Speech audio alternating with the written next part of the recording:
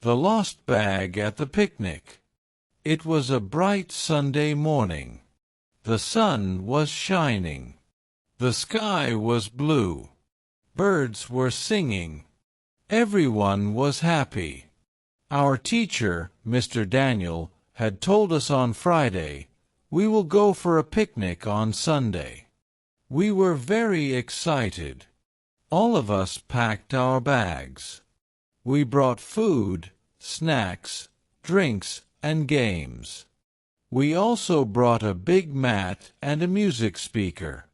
At 8 a.m., we met near the school. A big yellow bus was waiting for us.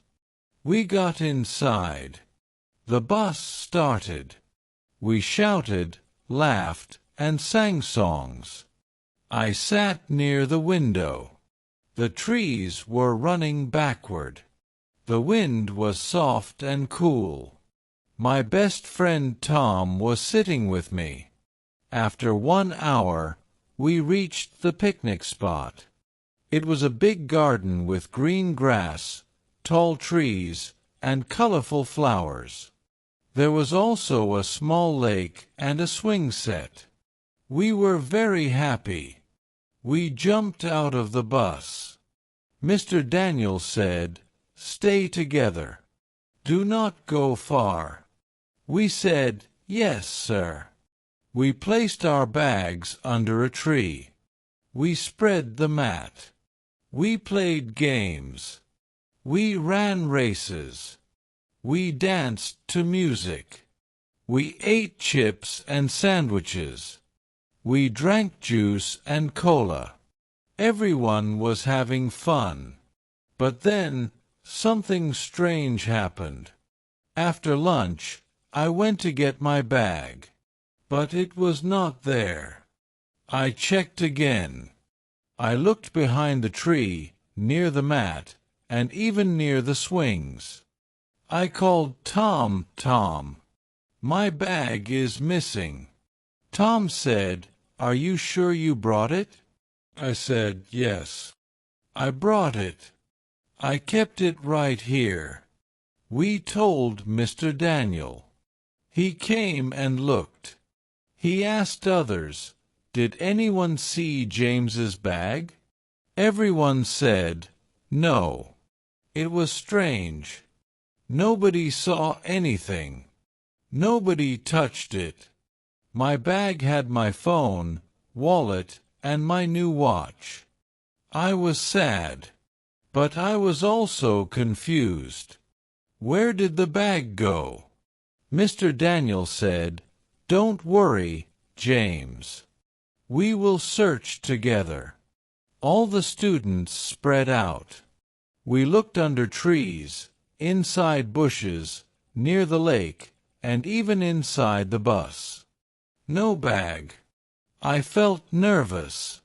Something was not right. Tom said, "Maybe someone took it." I said, "Who would do that?" He said, "Maybe a stranger." We all got quiet. Then Mr. Daniel said, "Let us sit together and think." We sat on the mat. Mr. Daniel asked, "Did anyone see a stranger near the tree?" A girl named Lily said, "I saw someone in a red jacket near the lake. He was walking fast." Tom said, "I saw that man too. He had a black bag in his hand." My heart beat fast. Was that my bag? Mr. Daniel stood up. "Let's go to the lake," he said. We all went there. We looked around. But the man was not there. We searched the area. Behind the bushes, we found footprints. The footprints went toward the forest behind the park. Tom said, "Maybe he went there." Mr. Daniel said, "It's not safe for all of us. James, Tom, and I will go and look." We walked into the forest. It was quiet. The trees were tall. Birds were flying. We walked slowly. After 10 minutes, we saw something red on the ground. It was a piece of cloth. Tom said, "It looks like the jacket." We moved forward. Then we heard a sound. It was like someone running. Mr. Daniel shouted, "Stop! Who's there?" But no one answered. We followed the sound. After a few minutes, we saw a small hut made of wood. The door was open. We went closer. Mr. Daniel knocked. "Hello. Anyone inside?" No answer. He opened the door slowly. Inside, we saw a chair, a table, and a shelf. And on the table, there was a black bag. My eyes widened. "That's my bag!" I shouted. Tom opened it. My phone was there. My wallet was there. My watch was there. But no one was in the hut. Mr. Daniel said, "Let's take the bag and go back." But I asked, "Whose hut is this? And who took my bag?" Just as we were about to leave, Mr. Daniel saw a piece of paper on the floor. He picked it up. It was a note. It said, "I did not want to harm. I was hungry. I saw the bag. I took it. Sorry. I left your things. I will not do it again." There was no name. No signature. Tom said, "Maybe it was a poor man." I felt a little sad. Maybe he was homeless. Maybe he needed help. Mr. Daniel said, "You got your things back. That's good. Let's go." We walked back to the garden. When we returned, the other students were waiting.